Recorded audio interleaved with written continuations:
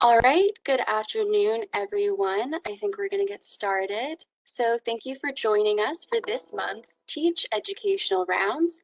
Here with us today, we have Dr. Selby and Dr. Zawertailo, who will be helping us launch our lower risk nicotine use guidelines. Before I hand it off to our presenters, I'm just going to go over a few housekeeping slides. If you're interested in receiving a letter of completion for today's Teach Educational Round, please make sure that you have registered for this webinar and completed the pre-learning assessment. As well, you have signed in to view this webinar using your first and last name so we can track your participation. And finally, you have completed the post-learning assessment, which will be emailed to you by end of day tomorrow, and you will have 1 week to complete that. Please note that a copy of today's presentation slides will be sent along with the recording this afternoon as well. Here's a little bit more information on our first presenter today, Dr. Peter Selby. His research focuses on innovative methods to treat and understand addictive behaviors and their comorbidities. He is currently the chair of the Medical Education Council for the American Society of Addiction Medicine, and he mentors fellows in addiction medicine and addiction psychiatry, junior investigators, and medical students. His use of innovative methods makes Dr. Selby a sought-after speaker for various topics, including addictive disorders, motivational interviewing, and health behavior change at individual and system levels. So we're thrilled to have him with us here today. Here's a list of his disclosures. And here is the bio for our second presenter today, Dr. Laurie Zawertailo, who has been a scientist at CAMH since 2005. Dr. Zawertailo's research interests are in the areas of behavioral and neurobiological aspects of tobacco dependence and treatment, especially in individuals with comorbid depression or alcohol use disorders. Her goal is to understand the neurobiological and behavioral processes involved in nicotine use and addiction in order to optimize treatment outcomes. She is currently the co-principal investigator of the STOP program. Here's some more information on her disclosures. Please note that the content of Teach Educational Rounds are centered on evidence-based guidelines from the following sources. These materials, as well as the verbal presentation and any discussions, represent only general principles, and they do not remove the need for clinical assessments or treatment plans by healthcare professionals. Please feel welcome to use the chat feature during today's webinar to provide any feedback or post any questions. To use the chat feature, you can click on the speech bubble icon in the control panel, and please ensure that you select everyone to make sure that the panelists and the host can read your questions. As a note, this feature was previously labeled as all participants. And with that, I'll pass the controls over to Dr. Selby. Thank you so much. Welcome everybody to this webinar, and we really hope everybody is doing well and staying safe and getting vaccinated. And I know you must be busy with a whole host of things, so really appreciate you taking the time to be here with us. We are very grateful to our funders, Health Canada and the SWAP program. And what we want to do today is really pay attention to the learning objectives. Two things.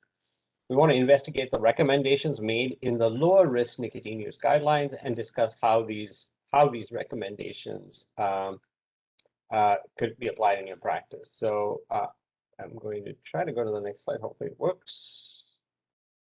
Yep. All right. So let's take a look at these recommendations. And we have a lot of slides that will be made available to you, but as you know, the topic of harm reduction in smoking has been around since the 70s, and it's fallen out of favor. It's come back into favor much more, with the emergence of vaping devices. But there are also other products in tobacco, and people do use them. And depending on where you live, there are smaller populations, of course, who do use these products. And we as healthcare providers need to be able to be knowledgeable and help people make informed choices. So clearly our talk now is not at a population level. We are really talking at an individual group or a group level. We're not talking about the whole general population. So let's take a look at this. And Dr. Zawertailo is going to speak a little bit to this about, all of us, we've been getting a lot of requests. What do I say? How do I manage the nicotine, in this person who's vaping, and should they quit? Should they continue? So that seems to be one impetus for us to pay attention to this, but I'll pass it on to Dr. Zawertailo to expand on that.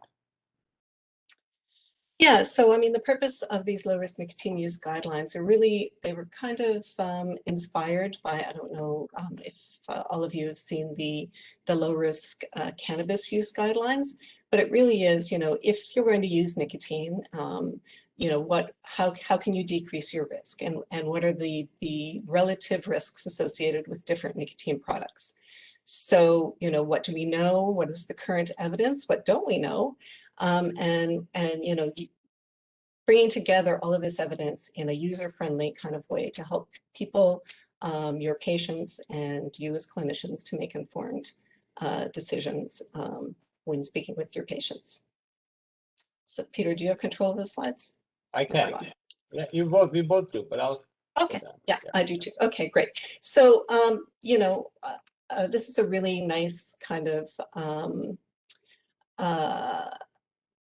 figures showing that, not only are the continuum of risk is not only, the level of toxicity. We know that cigarettes are by far the most harmful, and all other combusted tobacco products are by far the most harmful to people. The least risky nicotine product is, of course, nicotine replacement therapy. But where along this continuum of risk, and it's not just a linear continuum of risk, because, along with just health effects and toxicity, there's, what is the risk of addictiveness and just overall appeal of products. And so, e-cigarettes don't necessarily exist along this linear line. They exist kind of above above the line because they are quite appealing to certain people. And, the evidence is continuing to grow that they are also addictive. Other nicotine products like oral tobacco and other smokeless tobacco products and heat-not-burn products also exist along this continuum of risk. And they are, there's some segments of the population that do find them appealing. They do have a level of addictiveness as well, but there's also, they are an actual tobacco product. And so there is a lot more toxicity associated with them than maybe perhaps some people realize. So based on this, I guess it didn't work the last time I tried to advance the slide. We got funding from Health Canada's Substance Use and Addictions program to develop these lower risk nicotine use guidelines. So we had a process. That process involved first engaging the Center for Effective Practice to help us do a systematic review of the literature. We knew that there was a lot of literature out there, so we started just with review papers. So we looked at systematic review papers, and we gathered all the evidence, we summarized it, and then we realized that there was a lot of recent e-cigarette randomized clinical trial research for cessation that hadn't made it into a systematic review yet. So then we went back to the original literature, found that, summarized it, and then later on in the process, I think January 2021, we did another lit search just to find any additional papers that had been published since we held the guideline development group. So I don't think I'll go through this. This is just details about the process of the finding the literature and reviewing it. We used AmStar. Again, it's just an approved instrument for assessing the quality of systematic reviews. I don't think I need to say anything more about that. Well, I think, Laurie, I mean, we had to use a very small amount of e-cigarette research. There's lots of noise, but actually, papers that would meet criteria were few, so we had to use 2 key metrics to, we could include many well-done studies while exclude less rigorously performed reviews, because Yes. people had reviewed the AmStar same top. Yeah, go ahead. That's true. So AmStar has like 15 criteria if you're Yeah. using all of AmStar, but because we had such a small pool of reviews to assess, we used Rapid AmStar, which is just kind of 2 key metrics. Yeah, exactly. And keep in mind agreed to, because that's really, ways in which we use that instrument. And it's a way to look at appraisal and guidelines for research and evaluation. Right. So then we brought together our guideline development group made up of experts across the country. We met in November 2019 for a 2-day in-person meeting. Do you remember those? We hashed it all out. We had Can you say hash? I don't know if you're allowed to say hash. We had a neutral third-party kind of facilitator to make sure we stayed on topic and on track. And we started drafting these guidelines and recommendations. And many of the people involved are here actually today. I think I saw Alice, I saw Jane. I don't know if I see others, but if you are in the participants, that's great that we have many members here. And you can see that we had people from across the spectrum and across the country as well. So we're very fortunate to have been able to do that back then. And very grateful for everybody's input. Yes, so we had a very lively discussion over 2 days. And we continued, to meet virtually and to email back and forth and to really hash out the wording of these guidelines and our recommendations. Is there anything else I need to say in this slide? I think so. Okay, I guess we'll move forward. We really want to keep time for our, the cases and we want to get to questions. the So meat of it. the methods, if anybody's interested in the methods or any concerns with it, just let us know. And as you said, we've done it till Jan 2021, right? And March 2021, we did it again. We went to the voting. So we really made sure that we kept it as up to date as we can. So there it is. These are our products. So we have 3 main products. One is, and they're all very brief, so they're easy to read and access. We have our list of 5 recommendations regarding lower risk nicotine products.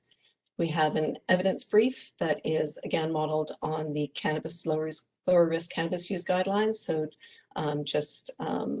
the recommendations kind of more of a narrative and made kind of more digestible. And then we have a quick tips sheet, which is basically just 7 ways to lower your risk when using nicotine, along with a little chart that shows all of the different products and then all of the different potential health effects and what we know, yes, that causes that health effect, question mark, we don't know, and no, it doesn't. And so people can make informed decisions. And this is basically more of a consumer product. So for people who are using nicotine, tips on how they can lower their risk. So we're going to go through each of these in detail.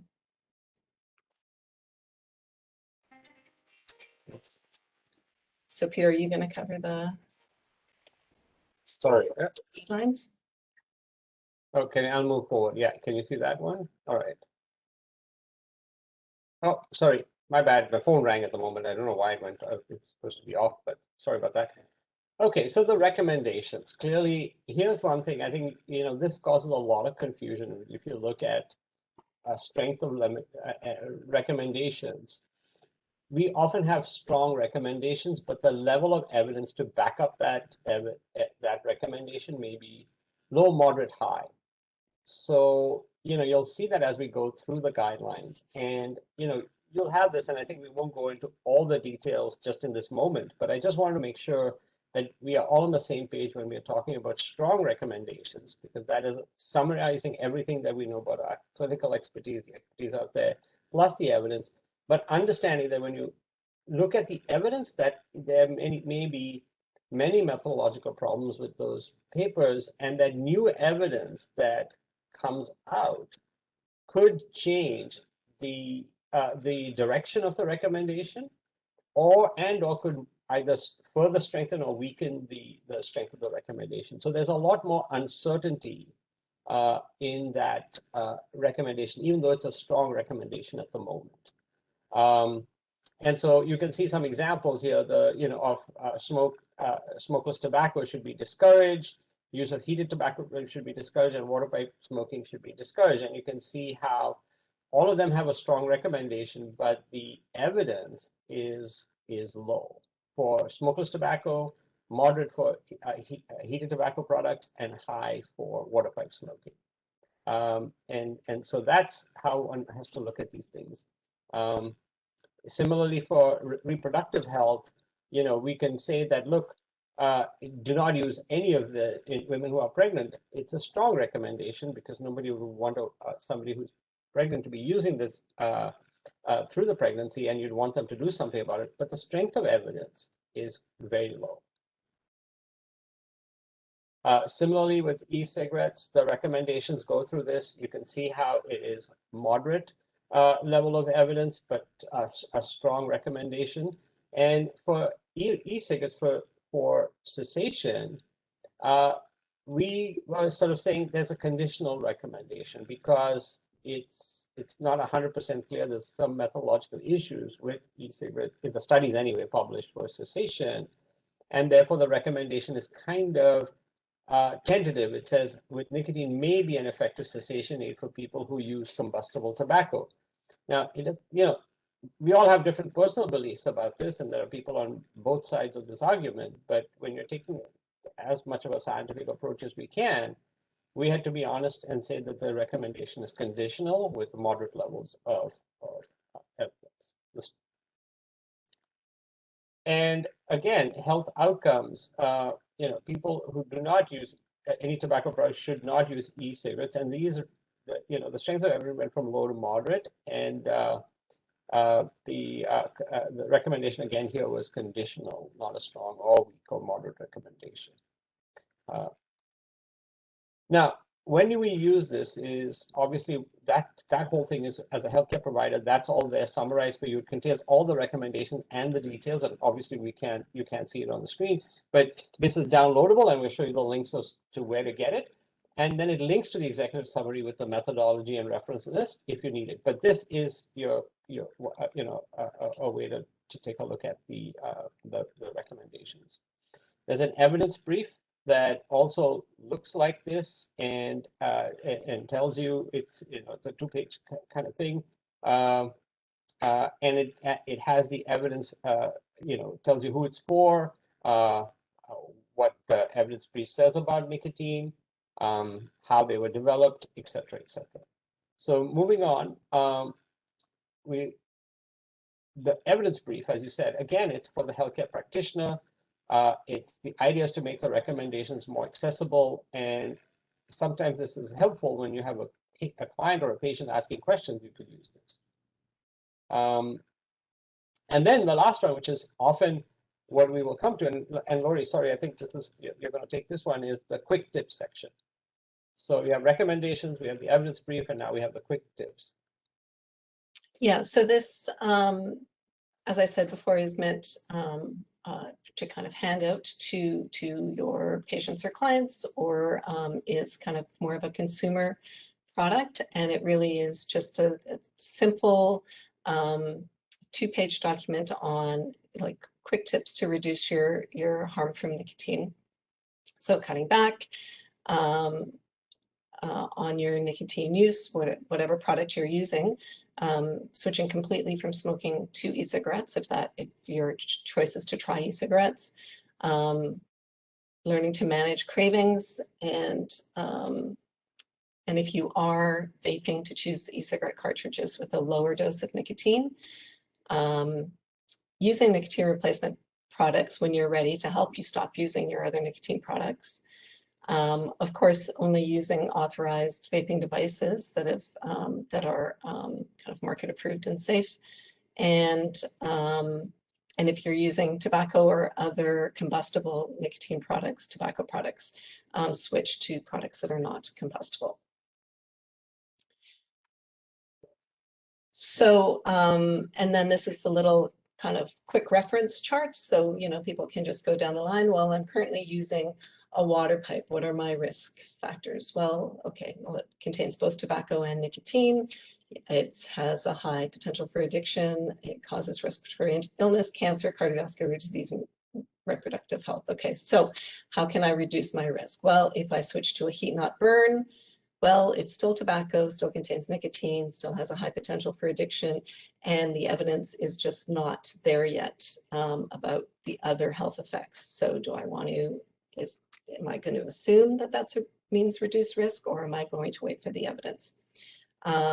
Okay, well, what about if I switch to an e-cigarette? Okay, well, it doesn't contain tobacco, but it does contain nicotine. If I choose my e-cigarette liquid to contain nicotine, if it does contain nicotine, there is a high potential for addiction. There is evidence that it does cause or exacerbate respiratory illness. Not known yet about cancer. It's too early. Cardiovascular disease, there's some evidence that it does, again, exacerbate cardiovascular disease, and unknown about reproductive health. But we do know that there are some effects of nicotine itself on reproductive health. Okay, and so, you know, to completely reduce my risk of using nicotine, the safest thing I could do is to use nicotine replacement therapy. Yes, it contains nicotine, but it doesn't have all of these other effects. And so, you know, this is a quick way either to show your patients or clients, or for them to use themselves and make their own decisions about which products they should use to either completely reduce their risk of using a nicotine product or significantly reduce it.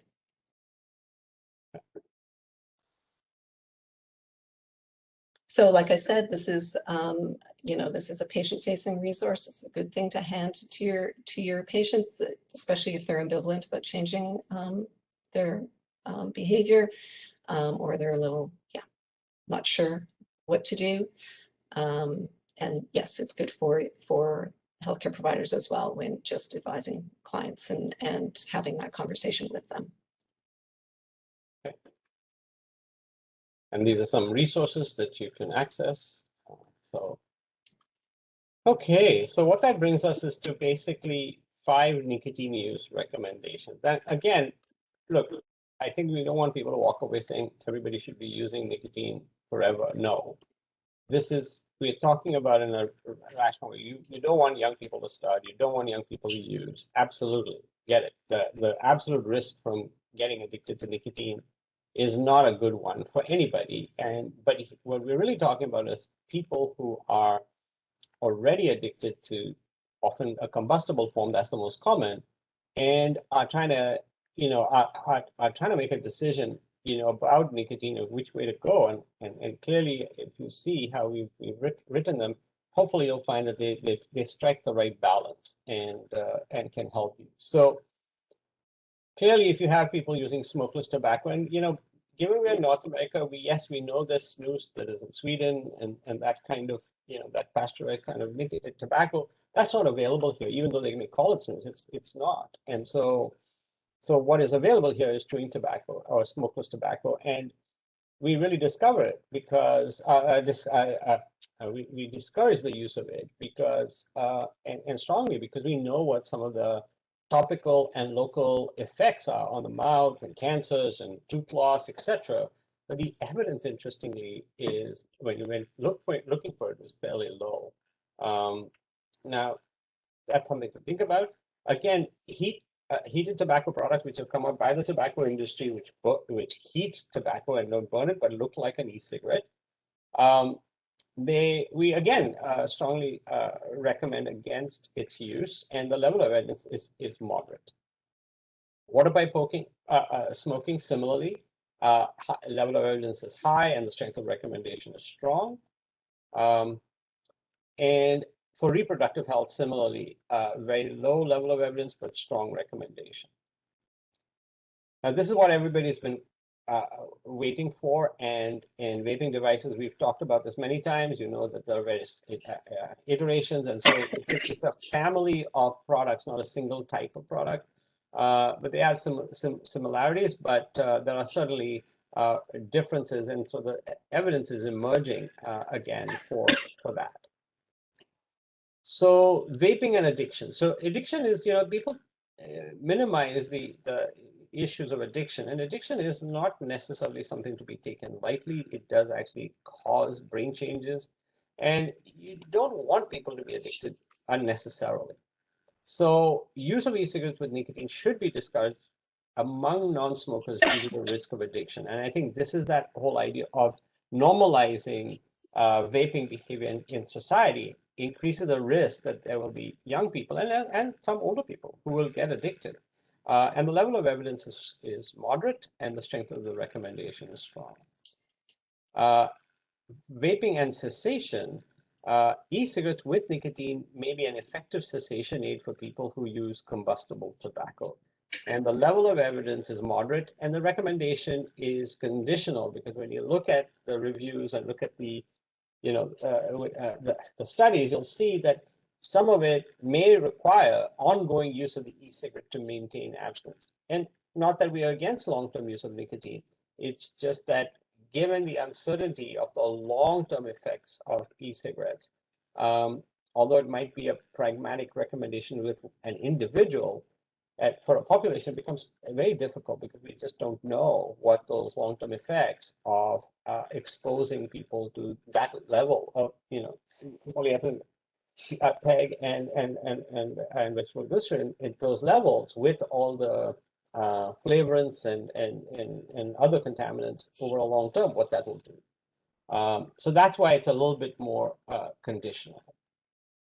And in terms of the health outcomes, people who do not use any tobacco products should not use an e-cigarette. I mean, that's, again, we said conditional, and the evidence is low to moderate just because of just the way, science evolves. But in general, this is the common sense one. And again, we talk about this is because of the emerging of young people who are never tobacco users reporting getting addicted to e-cigarettes.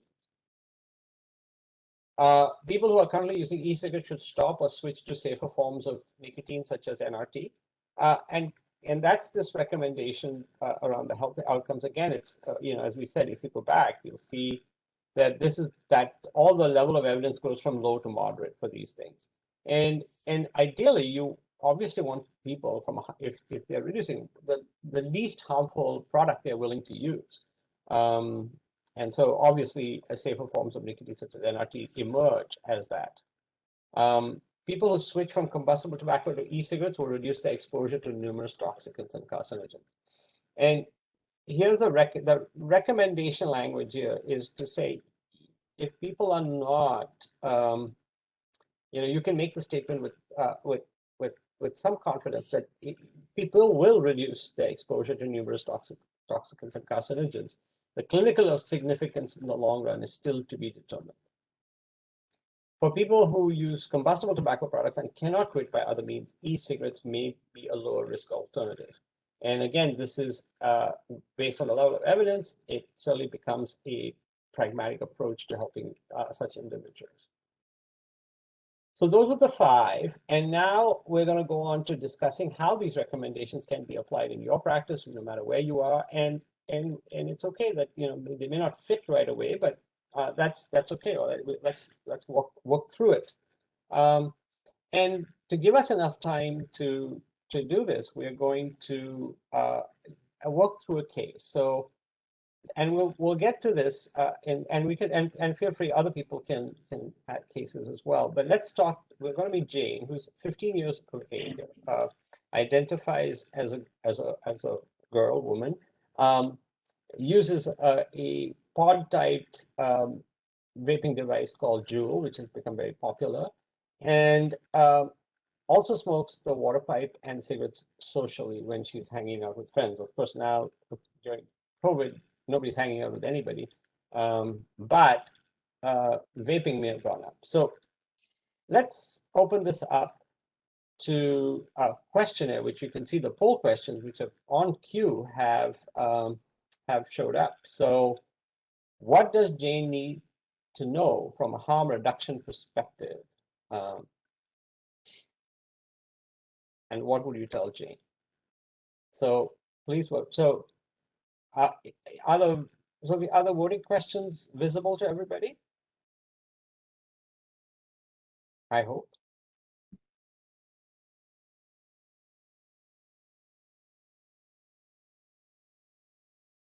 Yeah, okay, great. Thanks, Karen. So we have, I don't think we're going to go for 5 minutes. But No, I'll see when we start kind of slowing down on responses, and I'll yeah, close yeah. it up. Thanks. Yeah.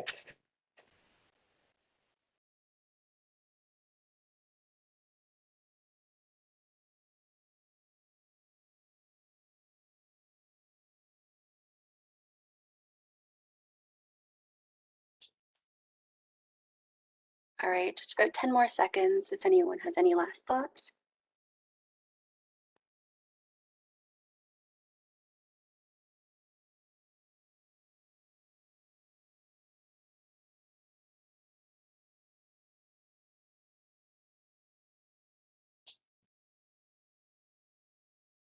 Okay.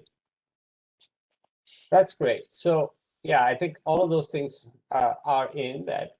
Clearly, smoking is the most harmful. Occasional smoking can lead to being fully addicted.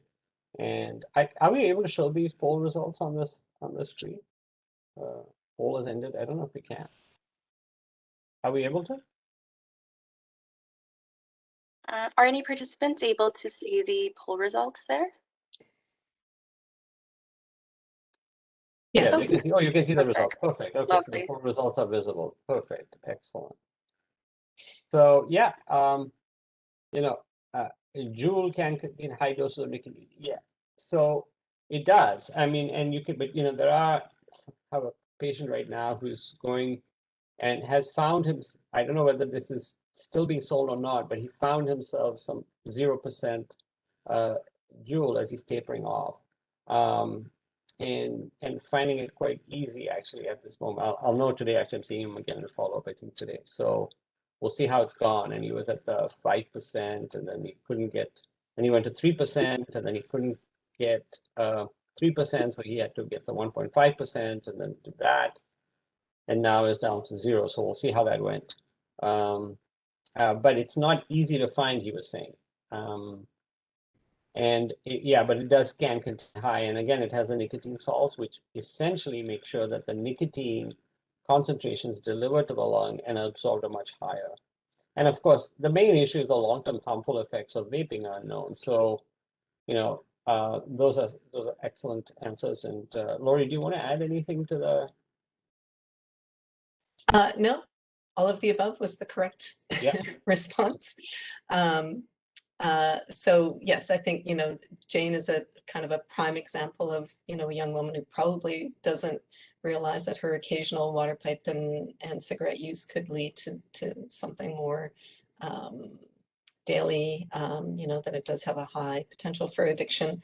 And she probably also doesn't realize that her daily Juul use is probably a good sign that she is addicted to her Juul. So, you know, I think Jane is a prime candidate for the quick tips document.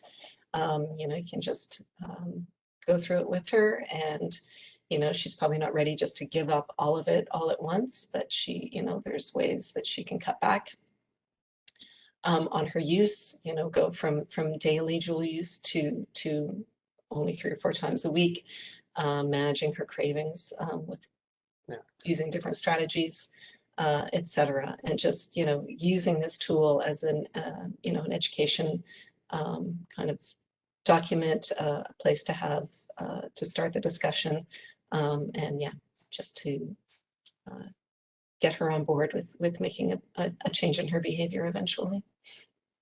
And one thing is, you know, if you have a young person who's using any kind of nicotine product early on and seems to be heading down towards being more addicted and has a sort of affiliation towards the product as opposed to an abhorrence of it and feels sort of, is doing it.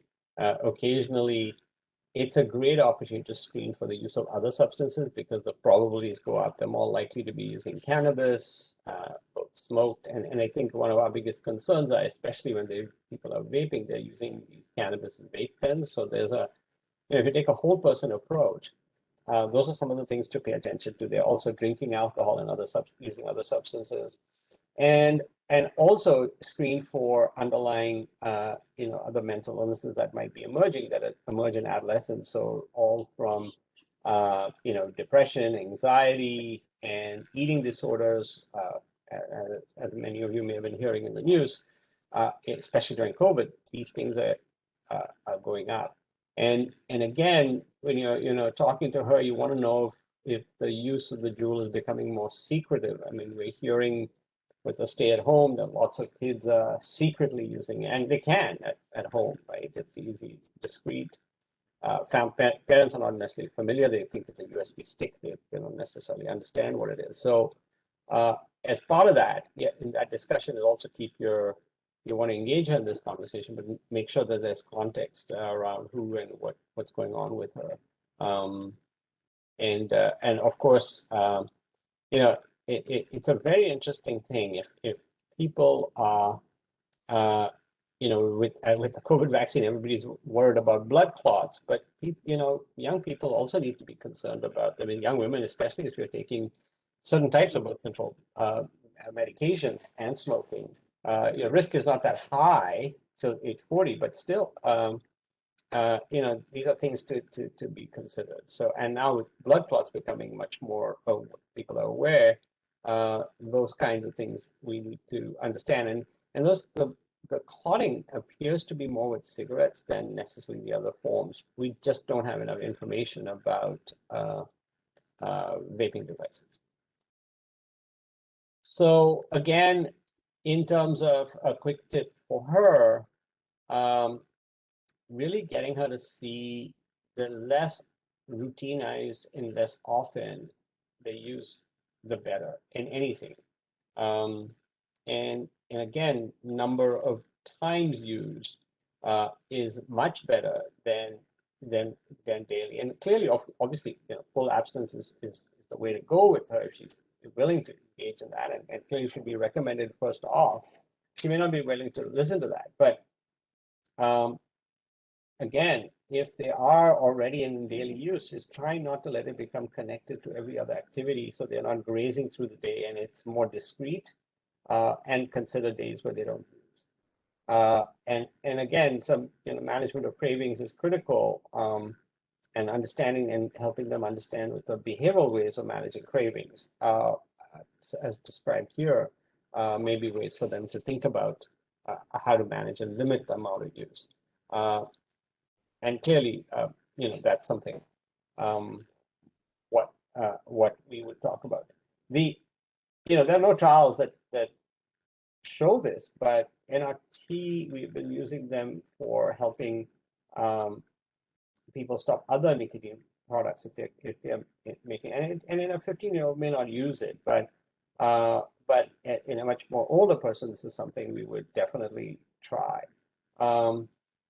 Overall, in somebody who's unable to switch, and not necessarily in her, but the switch to nicotine products that do not burn or do not contain tobacco are the way we would want people to sort of move towards.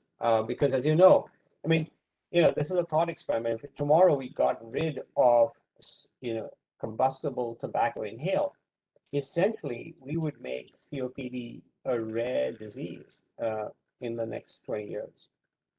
If suddenly everybody switched, if we could get the whole population to switch to non-combustible forms of nicotine consumption, you'd just essentially cure the burden of COPD in society. You'd have very few cases. It'd be rare to see somebody with COPD. Lung cancer rates would plummet tremendously with that drop as well. And so, as a society, if we can get people to move away from combustible in general, it's not perfect, but it's a lot better than the status quo. what are some of the things when people are vaping, if they are going to use that, then they need to switch completely from smoking to e-cigarettes, right? If dual use is not, it's a transitory phase. It shouldn't be said, well, I'm going to, when I can't smoke, I'm going to vape, and when I can't smoke, I'm going to smoke, and then you're doing both, and then you're now, you're getting yourself up into a higher level of nicotine exposure because you vape all day indoors, and then you go outside and smoke, and you'll end up. And some people do report actually getting toxic from their vaping. They get nauseous, they get headaches, they get signs of nicotine toxicity, which I haven't seen. Used to usually see in tobacco farm workers, but now you're hearing these symptoms that people are describing that sound a lot like nicotine poisoning, especially when they have unlimited access to high concentration e-cigarettes. So if they're vaping, then choose cartridges with less nicotine rather than high, and understand the difference between salts and the other, the tank-based systems that don't have salts. And again, buying stuff off the internet, you have to be careful. Use those that have been authorized for sale. We don't have a single product that is authorized in Canada for cessation. And again, so it's what's out there. It's what's in the vape shop. I mean, we're beholden to what's the regulations that they are there. And then do not make changes to the product. Clearly, the modifications of the products are where people are getting into trouble, where they are, depending on the type of product, they could be burning the wick, they could be creating more toxins if they turn the voltage, they could be exposing them to much higher levels of acetyl, etc. So your patients ask you about the safety of e-cigarettes. What will you say? And I think that's a poll question. Oops, no, is there a poll question there? I don't think so, no. No. Okay. So why don't we ask that question and just type into the chat?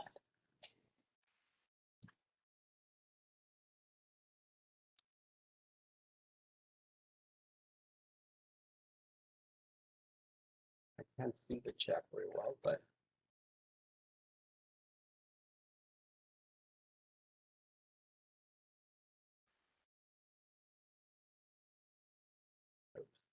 are you able to see the chat?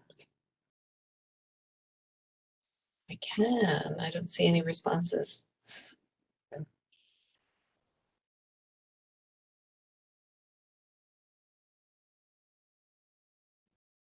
Oh, Marilyn says, I tell patients that e-cigs are safer than smoking, but not without harm. Yeah. Long-term safety is not known. Yes. Okay. Safer than smoking, but use nicotine salt products and then attempt to taper. Yeah. Yes, Exactly. don't know what the long-term health effects are. Yep, you guys know it. Yeah. You guys know it. You should be teaching this. Yeah. And again, this long-term harm is unknown. So yeah, and there is long-term research. Yeah. Perfect. Okay, so let's leave Jane behind. I think for Jane, you would need to do follow-up. You would need to make sure she's not getting hooked. I mean, I think the real approach is to keep her engaged in the conversation so she can realize that this is not the way to go, because there's often peer pressure, there's self-management, affect management, etc. But the cost is addiction and harm. So really important to help young people understand that. And you may need to continue to work with her over time as she tries to quit and come off. But it is something to consider. And there's also a huge social desirability. But let's take a look. Another client is much more in the case of adults or people who are going to continue to vape. And I think this is all possibly even for young people should make an informed choice about what they get. Many high school students used to sort of land up, at their parties would be sharing all of this stuff with each other. Now, with COVID, hopefully nobody's sharing anything, but it is a concern, and and people think nothing about talking back at somebody else's vaping device. especially young people. So it's really, going to be one additional thing for us to consider. But mostly is the illicit black market e-liquids and positive devices should be sort of gone. And I think really now, that's hopefully, that was the whole idea of making these legal and regulated, is that there's a regulatory framework that unsafe devices are not on the market. Secondly, the adulterants in the products are not there, either added by the person or by others. And typically the value of the harms that we saw were often related to THC that had been extracted often through butane and vitamin E had been added. And that oil, when it gets inhaled, can set up a really bad lung reaction and cause lung failure. So I think, ARDS and things like that, which we saw, and some people needed transplants and passed away. But it seems to have dropped down. Now, maybe we don't know whether it's hiding under COVID, but it doesn't seem to be. Keep the products away from children. Absolutely. These are poisonous. Nicotine can be poisonous. It can get absorbed through the skin, the mouth, and especially if it's got, fancy flavors like, cookie dough and other things like that, and bright colors around it, it is attractive to children. And that's why the pod-based systems tend to be, or closed systems tend to be a good thing, because we don't have refillable liquids all hanging around and things that could be easily, consumed by children. And the total overall risk of using e-cigarettes and combustible tobacco concurrently we aren't that clear from a health harm, but what we do know is that this is a population stuck. They don't tend to quit. It seems like there's something, maybe they're just more heavily dependent or addicted, and that's why they're using both, but and trying to get away from cigarettes, but they don't seem to make that switch. Should I use e-cigarettes to quit smoking? So, obviously we've talked about this, use approved methods. First, if unable or unwilling to quit, it should be a complete switch. Use e-cigarettes when normally would have smoked tobacco cigarettes, which means outdoors, not indoors, not continuously through the day, and only puff back as much as you need to keep comfortable rather than just keep going. Try not to make that behavior automatic. And there is some evidence that shows that, especially the trials from the UK, that continued use of e-cigarette may reduce your risk of tobacco relapse if the person is able to switch completely and go for a while. And we think, obviously, it'll completely and significantly reduce the harms associated with the combustible tobacco. We are not in a position to give you any clear number like, 95% or 90%. I think we just know it's significant and in the right direction. So if you want to take a look at these resources, they are here again, and you can, there's a link in the slide. And so let's just summarize. We put these guidelines, lower risk nicotine guidelines. We made them accessible to you to educate yourself, as well as to use with discussion with clients, as well as a handout for the clients and your patients. The idea is to help understand with the emerging evidence where we can make strong recommendations. The committee suggested we can make strong recommendations. There are lots of caveats there, so you can have an informed discussion with your clients. And this is emerging, and hopefully this isn't the last time we put these together, because as the evidence emerges, we will need to course correct, and that's why we should take the science-based approach to these guidelines. Laurie, I would like you to add things that you think we have missed, or things that you want to make sure. Yeah, no, I don't think I have anything to add. I think we should open it up to questions and comments, because we're at So there are 3 questions. One is a hi to Carmen, hi Carmen, but then Anik has a question. Can you see those questions?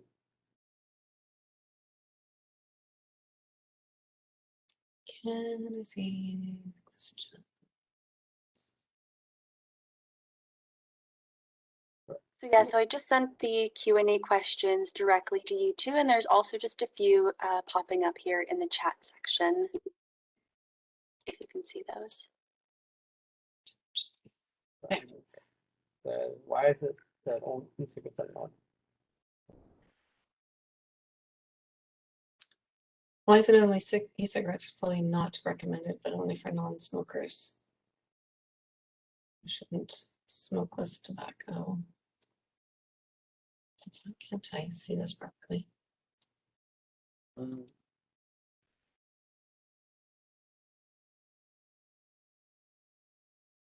Not sure. All right. So, I mean, smokeless, if you're never a tobacco any user, you shouldn't start with any tobacco, right? That's the idea. So yeah, so I think our recommendations around smokeless tobacco is that use of it should be discouraged. And that's certainly, yes, if you're not a current combusted tobacco user. Definitely discouraged, not recommended. If you're a cigarette smoker and you want to switch to smokeless tobacco, it's a small reduction in harm. You know, you're moving yourself a little bit along that continuum, but yeah, we didn't have any specific recommendation that would be necessarily a good idea. Because there is still significant harm associated with respect to oral cancers, et cetera, as Peter outlined. And there's another question. I'm not sure about the recommendation to use nicotine product without tobacco. E-cigarettes don't contain tobacco, but are potentially more dangerous than smokeless tobacco.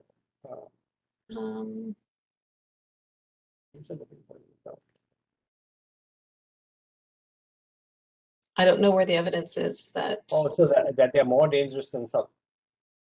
Well, I mean, I think the evidence that smokeless tobacco has harms with respect to oral and tooth loss and cancer, that is fairly well known.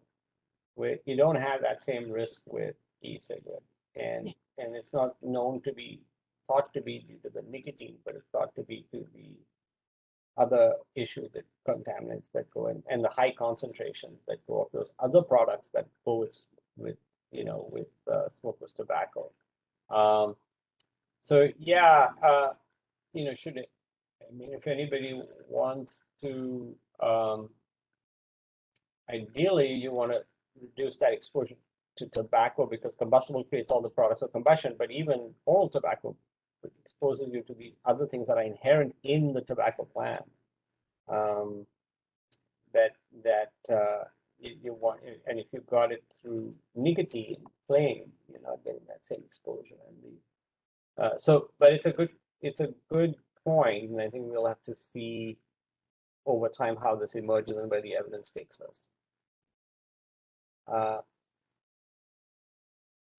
June, and great questions about Canada, Ontario in terms of legislation, regulation, e-cigarettes. There's talk about limiting, and there are some jurisdictions where they limit the amount of the total nicotine amount and keeping it down to less than 20, and those kinds of things that are trying to limit the amount. It's variable across the country. I think CCS has been keeping track of it, and I think Physicians for Smoking Canada has something. I can't remember if I saw it recently, but about where the legislation lies. And Rob Cunningham, if he was here, would be able to tell us. And if there's anybody else, please feel free to type into the chat what the answer to that question is. And I can't speak to the news about the federal ban on vape flavors, but I know it's been there. Anybody else in the call or the audience, feel free to answer that if you are aware of where it is at.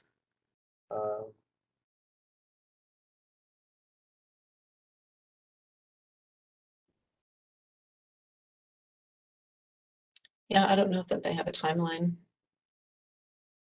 yet.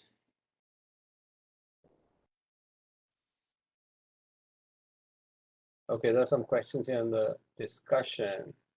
Can you repost the slide with the websites? Absolutely, we will go back to that.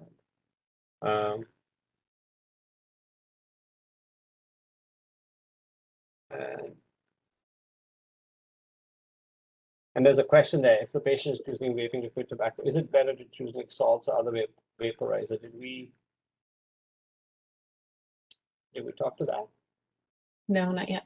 No. Okay. So what do you think, Laurie, as a pharmacological expertise?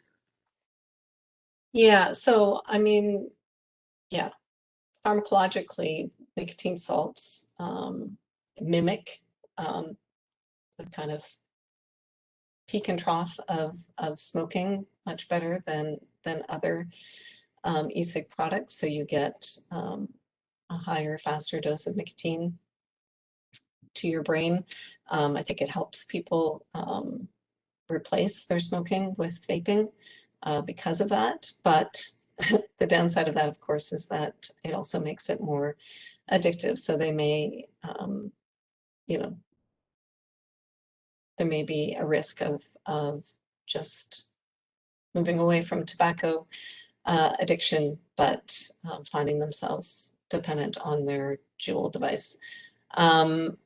You know, that can be mitigated, certainly, if you instruct people, you know, not to use it, to only use it as we outlined, you know, to replace their cigarettes. So to only use it outside, to only use it at certain discrete times a day. If they're smoking 10 cigarettes a day, they should only be vaping 10 times a day. They shouldn't be grazing all the time. They shouldn't be using indoors. And then they should gradually either reduce that use to zero or reduce the dose of nicotine, the amount of nicotine in their pods or their nicotine salt liquid.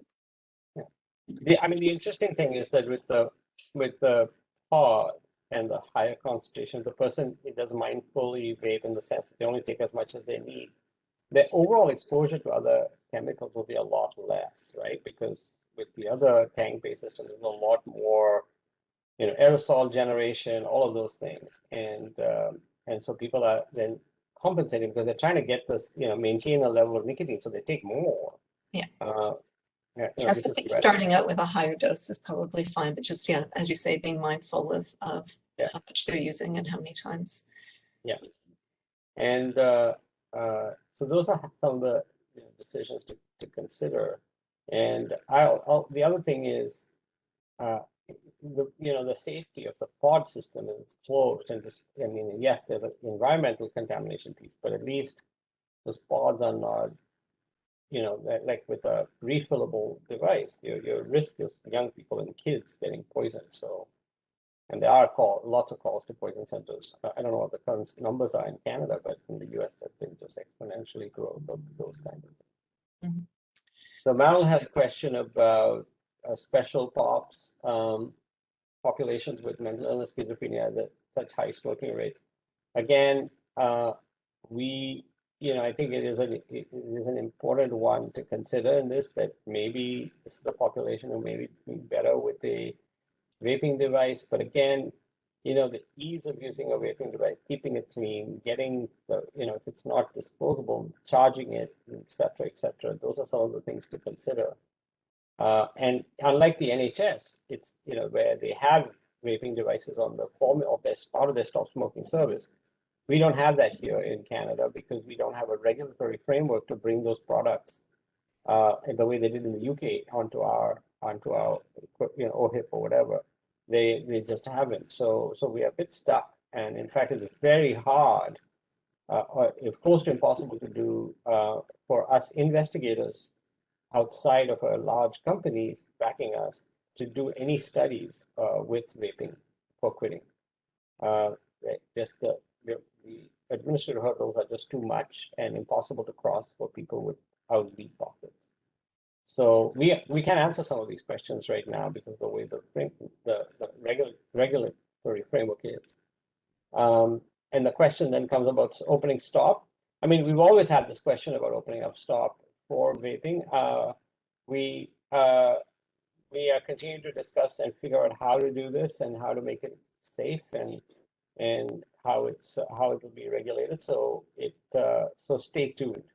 Lots of discussion, lots of interest, and then taking, you know, we'll take it under advisement. And we'll be back.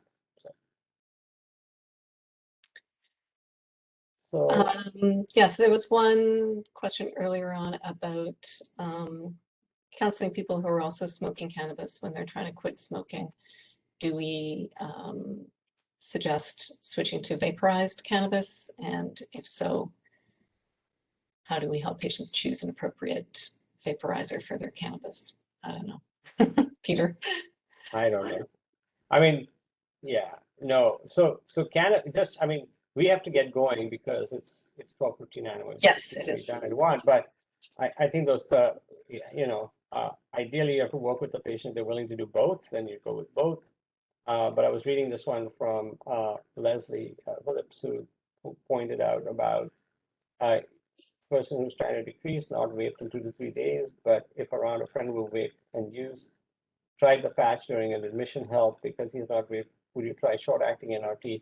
In general, yes, because this kind of person is not, you know, NRT patches might become too toxic for them. So, and generally they may be better off with short acting initially, and then you know, that's how I switch if I'm trying to figure out switching people. I'll switch to short acting so that I get a sense of how many short actings they need to switch over, and then switch it to the long acting. But anyway, we need to go and let you go as back to your day, and we want to thank everybody for being here, and I will pass it back to Sophie, our team host. Perfect. So thank you both for such an informative webinar. That was really excellent. Just before we end, I'm going to go over a quick few concluding slides. Again, this webinar has been recorded, and I'll be distributing a link to the recording this afternoon with the slides, and please feel free to share that with your colleagues. As well, just a quick reminder that a link to the evaluation and post-learning assessment will be sent by email by the end of day tomorrow, and you'll have 1 week to complete that if you'd like a letter of completion. As well, if you participated as a group today, please email teach@camh.ca with a list of the names who attended by 2 p.m. today. Thank you all so much and have a great rest of your day. Thanks, everyone. Thanks, everyone. Bye. Bye.